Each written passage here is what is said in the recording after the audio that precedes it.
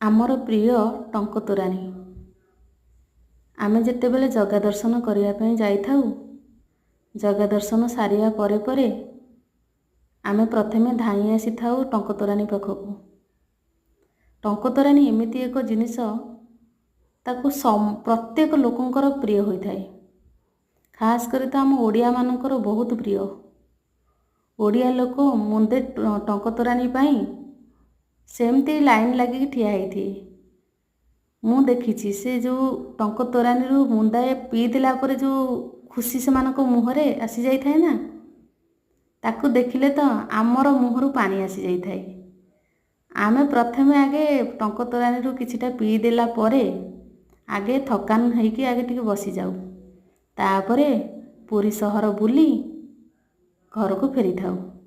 ଟଙ୍କ ତୋରାଣୀ ଏମିତି ଗୋଟେ ଜିନିଷ, ସେ ପ୍ରତ୍ୟେକ ଓଡ଼ିଆଙ୍କୁ ଜଣା।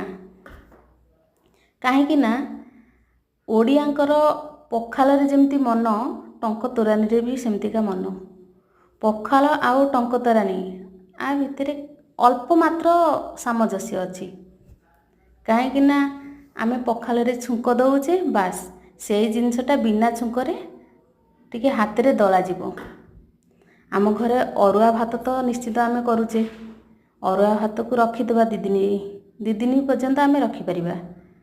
ତାପରେ ସେ ଯେଉଁ ବାସି ତୋରାଣୀ ସେଥିରୁ ବାହାରିଥିବ, କିଛିଟା ଅରୁଆ ଭାତ ସେଥିରୁ ନେବା, ଆଉ କିଛି ମୁନ୍ଦା ତୋରାଣୀ ନେବା। ଆଉ ଆମ ବାରିପଟେ ତ ମିଳିଯିବ ଲେମ୍ବୁ ଆଉ ଲେମ୍ବୁ ପତ୍ର, କଞ୍ଚା ଲଙ୍କା ତ ଆମ ସମସ୍ତଙ୍କର ପ୍ରିୟ। ଲଙ୍କା ନହେଲେ ଆମର କୌଣସି କାମ ବି ହେଇପାରୁନି। ଆଉ ବେଶୀ କିଛି ଦରକାର ନାହିଁ।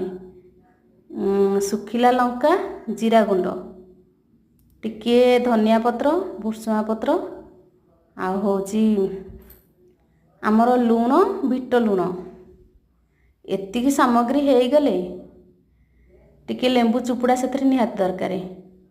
ଆଉ ଦହି ତ ଆମେ ଯେହେତୁ ଓଡ଼ିଆ ପଖାଳ ଖାଉଛେ, ଦହି ତ ଆମ ଘରେ ମିଳିଯିବ। ଆଉ ଦହି ଟିକିଏ ନାକୁ ପକେଇ ଦେଇକି ହାତରେ ମକଚିକି ଘୋଳ କରିକି ଟିକେ ପିଅନ୍ତୁ। କାହିଁ କହୁଛ, ବହୁତ ଟେଷ୍ଟି। ଆମର ଟଙ୍କ ତୋରାଣୀ ଆମର ଗର୍ବ। ଆମେ ଖରାଦିନେ ଖାସ୍ କରି ତ ଘରେ କରିକି ପିଇଥାଉ, ଆଉ ପିଆଇ ବି ଥାଉ। ଆମର ତ ବଡ଼ଦାଣ୍ଡରେ ଏସବୁ ପୁରା ଆଭେଲେବୁଲ୍ ରହିଛି। ଟଙ୍କ ତୋରାଣୀ କହିଲେ